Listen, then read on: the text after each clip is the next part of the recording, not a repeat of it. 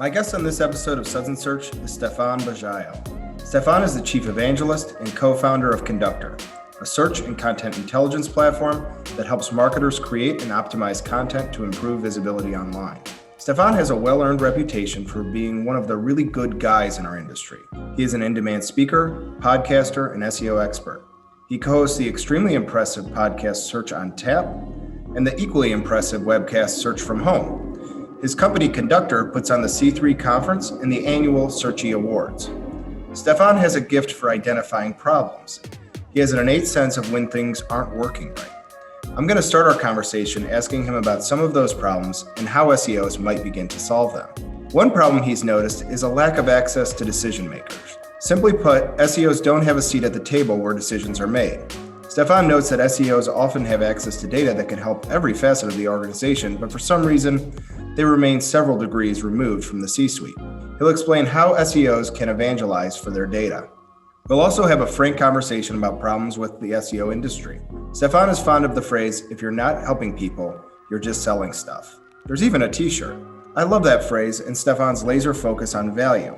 We're going to spend some time talking about the responsibility SEOs have to use the data at our fingertips to create value.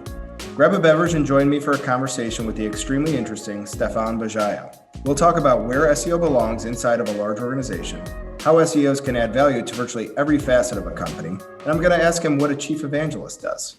Let's do a virtual cheers. Thanks. I'm doing a Fist City from Revolution Brewing. What do you have there? I have a little Johnny Walker Black.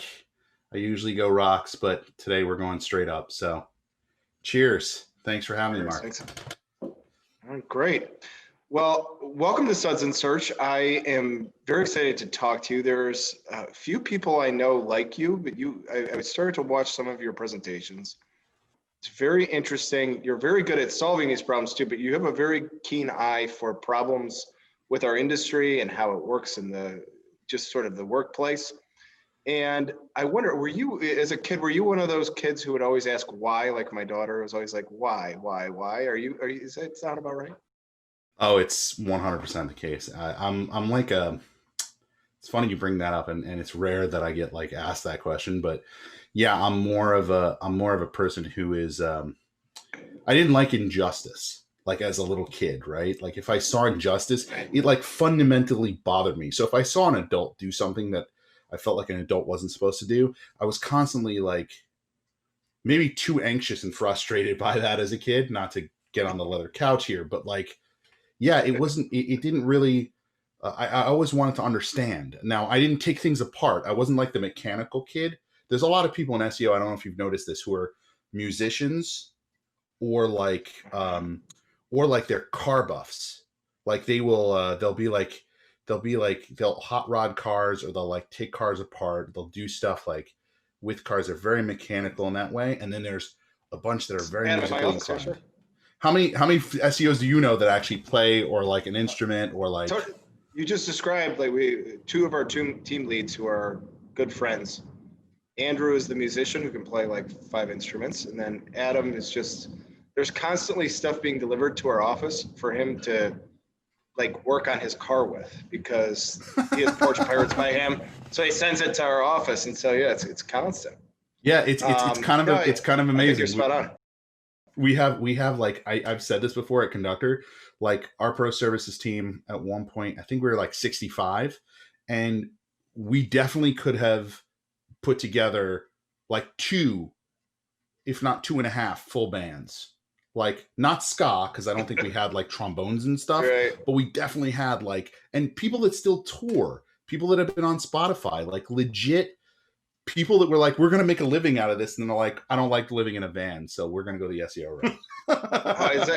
Even now I'm starting to think about it, even like the guests I've had on Suds Search, it's like Mike King is just like, he was like, legitimately excellent rapper. Could have done it really professionally. Sure. Lily Ray's like a legitimately excellent DJ. She's not just and she's a drummer. I don't know if you know that. She's a drummer. Yeah, her wiki page. Right. Yeah, her wiki page shows she got her knowledge graph through actually focusing on her drumming stuff, because she was actually in a band, and you can look her up, I believe. I don't remember the name of the band. We've been friends for a while. I should know this.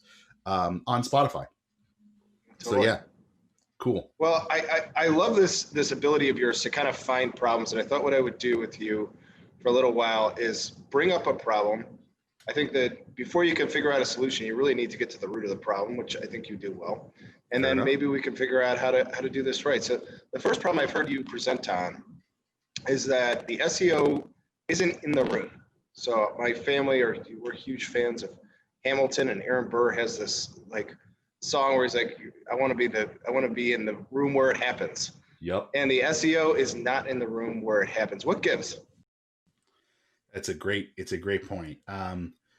It goes back to the beginning of where SEOs evolved from, right? We were this puddle of ooze, right? In our DNA kind of no, but like in reality, it really comes down to this concept of like, where did SEO originate in your company? Was it handed to the guy, girl who like knew how HTML worked, but was really a developer?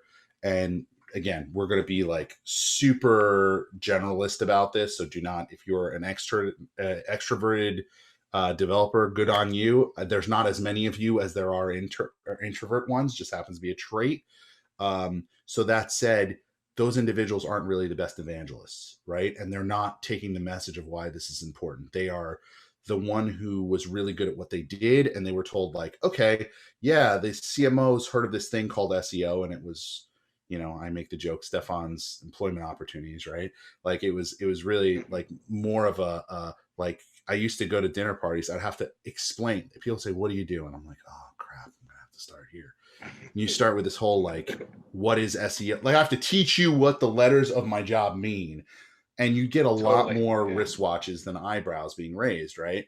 Now, it's so funny. I'll be not even in a meeting, just like randomly out, and I'll say like, yeah, I do SEO. And they're like, oh, you make things rank in Google. And I'm like, holy crap, we've come a long way in the last decade. This is amazing, right?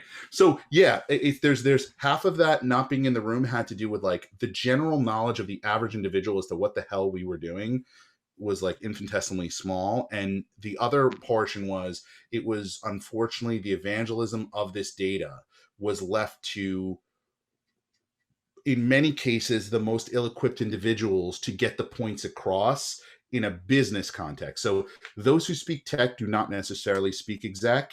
You have to be fluent in both in order to be really good at this stuff. But definitely to get your point across, you have to speak exec. And I think that's where things kind of fell down.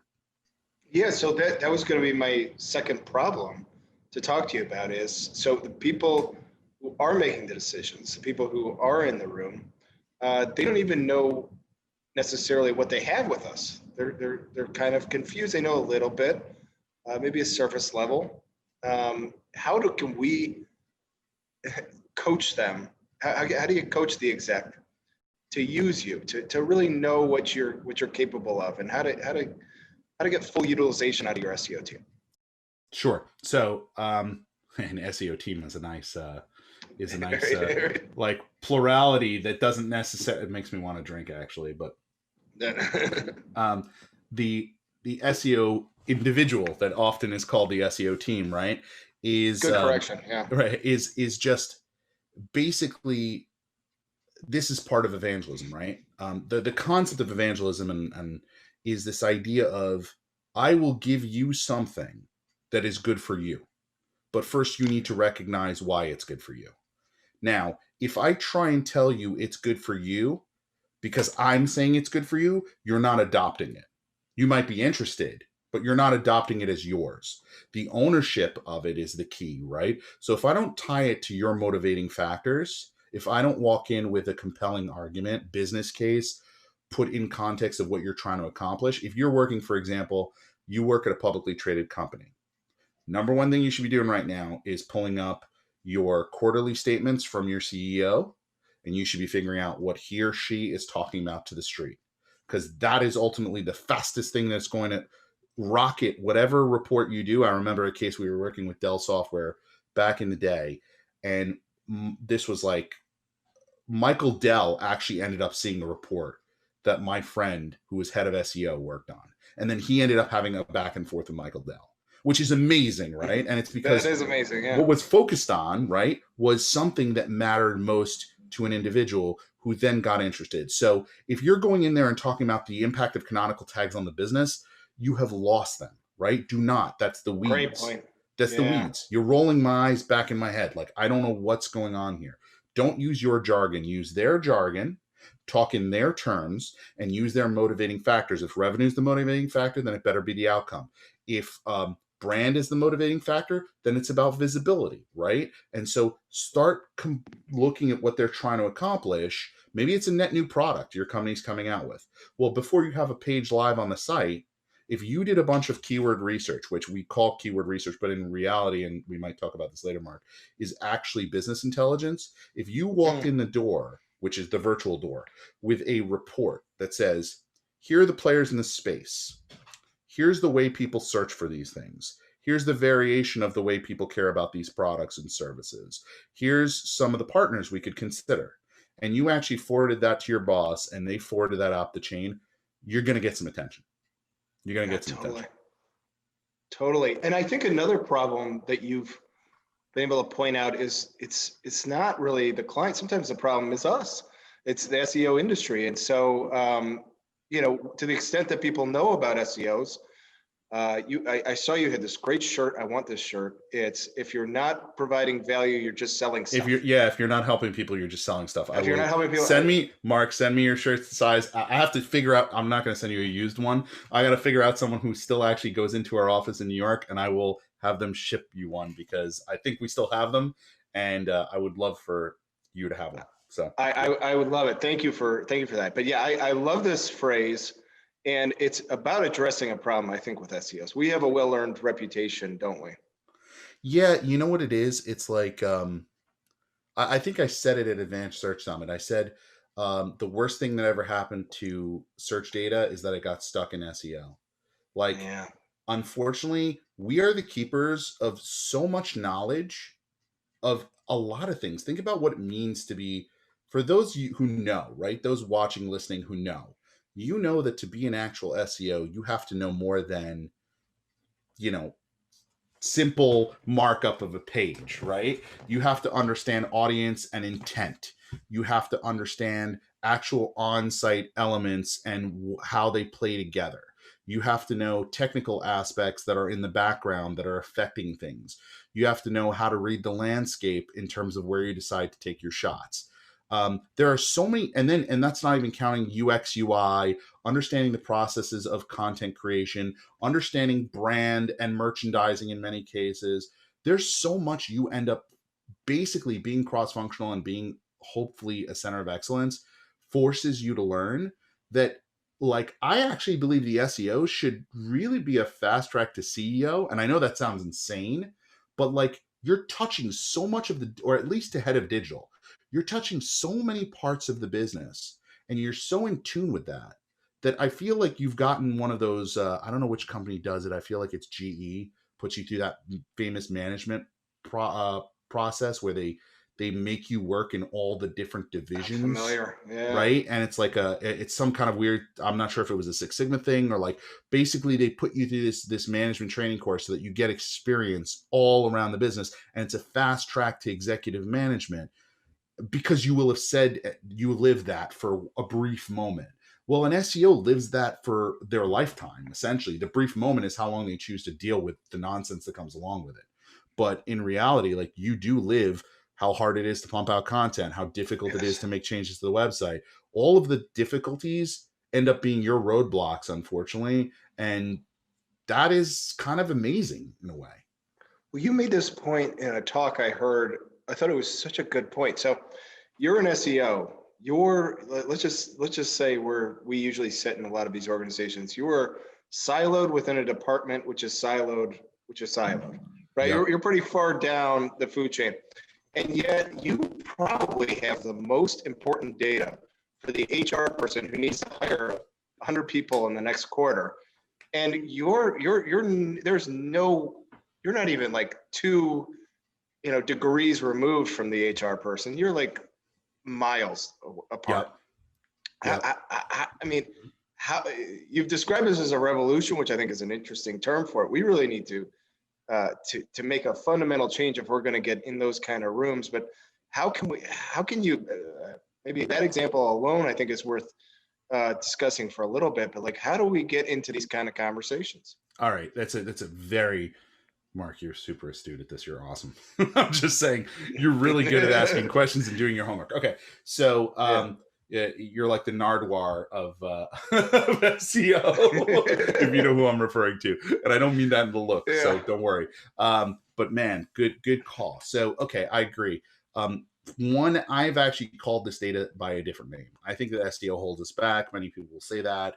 I think people just think about it as what the outcome is from a channel perspective, like you mentioned. And if you get treated as a channel, you'll be treated as a channel. You'll literally be relegated to the corner, and no one puts SEO in the corner. So what you really should be doing is you should be thinking of this as data, pure play data. What does the data tell me? You have two sides to data, right? In this case, you have demand and you have supply. Demand is how people express the need in the search engines. So I call this SPI, search presence intelligence. How people express demand is query information. We have lots of that, and we're used to playing in that. SERP side data is actually like what shows up in the SERP is very interesting and underutilized. I think we only look at it from the perspective of like, how do we rank, not what ranks. It's very egotistical in our approach towards it, right? We should be more magnanimous and thinking like we don't own the SERP. We're only renting, not even renting because we're not paying for it. We have a temporary spot within the SERP, and others do as well. Knowing what those flags are or what those pieces are, share of shelf, so to speak, understanding what those elements are and then playing them into your strategy is fundamental. So let me give you an example of exactly how that would play in an HR world. I came from a recruitment background, used to be at Yahoo back in the day, dealt with hot jobs, third ranked search job search engine back in the day. So I sold to all of these people, these heads of HR, job boards, and all this stuff, right? And why this matters is the following. People would try to upgrade their career site. And that is traditionally how an SEO is going to cross paths with HR, unless you've done something substantially wrong. Perhaps we need another drink. That said, assuming that's not the case, they're coming to say, hey, we have this career site and we want to make it rank. Here's the problem with career sites in general. Most of the job postings on the career site are A, duplicate content, and B, they actually don't live on your website. They belong to an applicant tracking system, which is something like BrassRing, Taleo, or one of the other products. Right. So you're actually just an iframe with their content in it. You're not really going to be picked up by Google. But that's not even the real point, right? The real point is that's not where I would worry about my effort as an SEO with HR. Where I would worry about the effort is how much are we spending on job postings this year? I had a client who spent $500,000, okay? And when I asked, how do you know where to place what job posting, they would listen to the data that came from the job boards. Now, I worked at those job boards, so I know that data is implicitly biased, to say the least, and it's not very specific. So let's turn around and say, instead, what if I took the derivatives of how people search for those jobs, the actual titles, maybe some location, geo-modified terms, and I actually look for those and I see what the search volume looks like in Chicago, where you are, okay? And I actually look that up. Now, what I could do is I'm hiring in Chicago for an SEO director, but I'm also doing the same thing in New York. Well, if I had all the derivatives of SEO director, other titles like that, some that have Chicago, I actually look up the search volume in Chicago, I look it up in New York, and I actually go and create a category of these words and look for the market share. So share of voice, some might call it. In our case, we call it market share. Who are the sites that show up most frequently? We could do a weighted version, which actually takes into account the search volume, or we could just look at it on a straight up 1 to 10, multiply that times the number of words you have. Who owns the market? Well, in Chicago, you might find out that the American Marketing Association, AMA, actually shows up best in the market share, and then Glassdoor does. And then you get Monster, and then you get Career Builder, right? But then you might find out in New York, Career Builder rules. And then guess what? Craigslist. Interesting. So now, why would you place your ads in New York on Monster just because you place them on Monster or, in Chicago? right? You wouldn't necessarily do that. I've had a client literally reduce their spend in half, from $500,000 to $250,000 in cost save, and still get the it was a recruitment firm, and still get the candidates they need, because they optimized where they actually put the job post, because they knew that's where the organic traffic was going.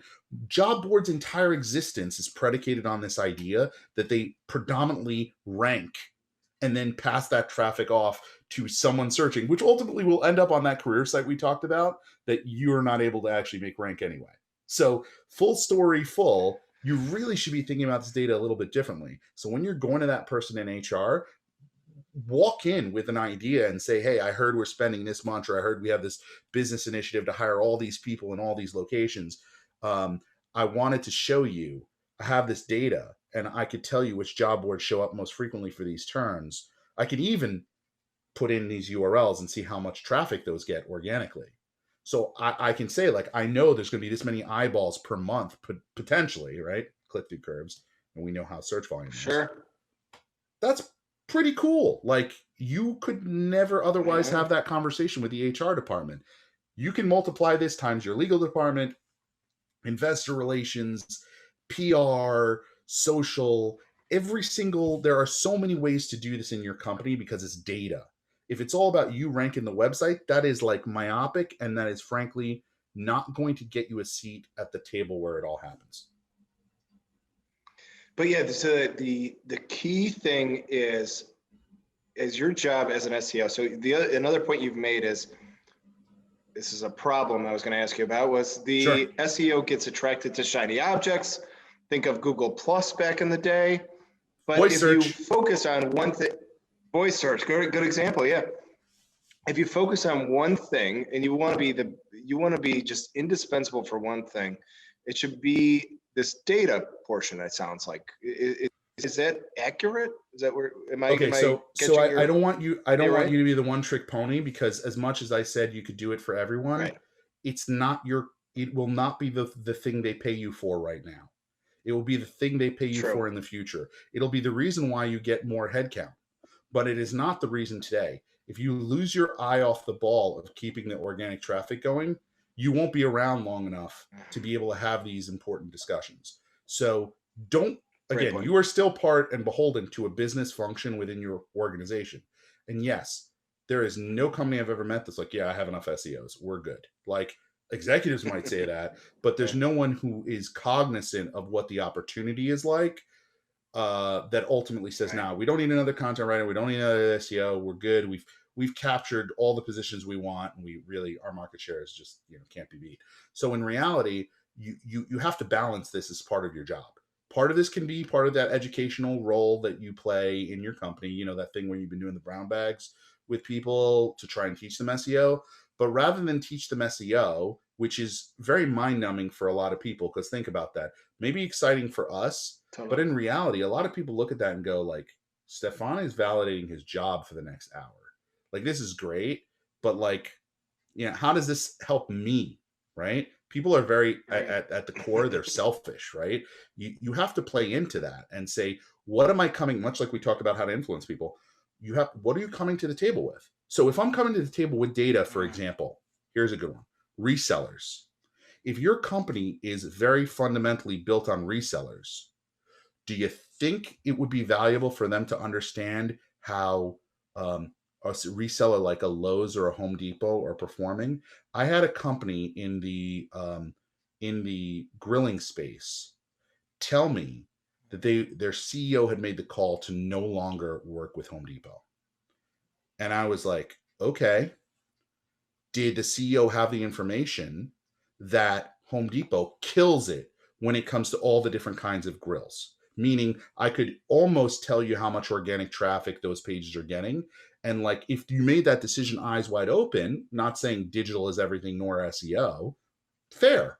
But if you made that decision without that information, you were less sophisticated in the decision you made. Your likelihood of being correct was lesser. So my job is to balance providing the data to the people so they can get more value out of their jobs when I'm evangelizing, and explaining why we need to do certain things, right? There's a push and a pull. So why do we need to make sure that title tag is accurate? Why can you not just go off and change the word meter into measurement, right? Because our traffic will drop perpetually and we will be in deep crap.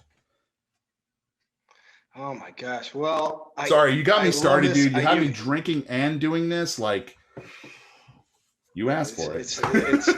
I got what I deserved. Yeah. The last thing I want to ask you about, you've used this word several times in our interview. Your job title is Chief Evangelist. Yes. I am jealous of this job title. What does a Chief Evangelist do? Tells people what a Chief Evangelist does. No. It feels like it sometimes. It's a really weird title. I'm not going to lie. It's funny because I work at a technology company, right? Conductor, and we have, a product. You would think my job would just be to go out and tell people why this is the best product and why you should be using it and so forth. What's really interesting is it doesn't matter how great a product is. If an organization in SEO specifically, if an organization is not structured in a way that it can get the most value out of something, whether it's SEOs themselves, the data they're creating, the products they're using, and the information that provides, and that data isn't being played into or put into a way that's democratized, which is how it really should be in order to like rise all boats by the same tide, turn kind of an organization into an SEO culture, right? To do that is a very long and arduous process. It requires a lot of explanation, a lot of teaching, a lot of promotion, and sometimes it's my job is really reminding the marketer to turn their marketing inwards, right? We are so focused on ensuring that we're understanding that persona. Like, you try and figure out all the different ways that your persona queries things. You try to figure out all the pages that they see. You try to figure out how they react when they get there. But you don't think about the persona of the executive you're trying to convince. You don't think about the persona of the IT department that's been ignoring your tickets. You don't think about those personas and actually think about the motivating factors, the value propositions. So funny. I had someone tell me the other day, they had the legal department actually help them out with a lot of their work, right? They're very like, they're in a regulated industry, right? And so I asked them, and they're like, they were like head and shoulders above others in doing this. And I said, okay, did you show the legal department the outcome of the work that was done? And they were like, no. And I'm like, show them. Tell them this is because of the work you did. The next time you try and get something cleared, right? That's how you get momentum, right? Right. Yeah, right. Now they're like, oh, when Jane or whoever like reaches out, I know that's not just BS. Like, look at the outcome it has for our business. I'm going to actually prioritize that number 3 on my to-do list instead of 35 today. Like, you've convinced them to come along for the ride rather than trying to pull them, which is what most people have been doing for a long time. We've been trying to pull like people and get them involved because we know that we're limited in our capability, because dare I say SEO takes a village, but it is a cross-functional prioritization exercise. And no doubt about it. Yeah. If you don't evangelize, if you don't market, if you don't build up credibility, which is really what I try to do, I try to make others good at doing this. I try to cut down on a lot of the nonsense that has been acquired over ages within large organizations and break down silos, teach them how to change this. And then I also get to, on the side, be kind of a mad scientist and come up with weird stuff that I can tinker and build and create little like MVP stuff that I can just like try out and help people. Because at the end of the day, I know it always comes back to us in some way, shape, or form, even if it's not something that we charge someone for. I know that as they become more mature, they need more of our solutions. They want more of our services. They become a better client ultimately for us. And I've never seen that as something that's like me versus somebody else in this industry, which I'm really glad about. That's what I love about our industry, Mark. People share like what you're doing right now. This is awesome. And I love the opportunity to share, not because I like my own voice, even though by this point we're all sick of it. But in reality, I do it because I really do think it's green fields out there. We are so far. I was just talking to someone earlier, Jeff Gold, great consultant in the space. And I was saying, he said, this is a, I've gotten more work now than I ever had before, and I got to think about how to scale and blah, blah, blah. And we're having this whole conversation. And he's like, yeah, it's crazy. You'd think in COVID, and we talk about how everyone's calling the digital transformation occurred because of COVID, right? The wrecking ball of reckoning, so to speak, that you now finally had to look at digital transformation. I think this is an adjustment, just like a market adjustment. Companies were not where they needed to be yet, and they were forced into this situation. And as SEOs, I've written an article in Search Engine Journal. Check it out when you guys can, about why this year was the best year for SEO. We have a significant opportunity to actually lead rather than follow and bring people along, because they're more willing to listen now than they ever have been, because the world literally shone a spotlight on why digital is so important. And we just happen to be the keepers of the best data in digital. So it's exciting. Well, Stephan, I will tell you, you're an excellent evangelist. You're also a lot of fun to have a drink with. And Thank you, brother. This has been very fun. How do people get in touch with you and Conductor? And you've got podcasts, you've got a million things going on. How do we keep up? Smoke signals tends to be the best these days. Actually, I would say, LinkedIn is definitely my number one, my medium of choice. So if you want to reach out to me on LinkedIn directly, tell me how wrong I am about things, feel free to. Most people do. Conductor, obviously, conductor.com is a great place to check out if you're interested in an SEO, enterprise level content SEO platform and so forth, and solution.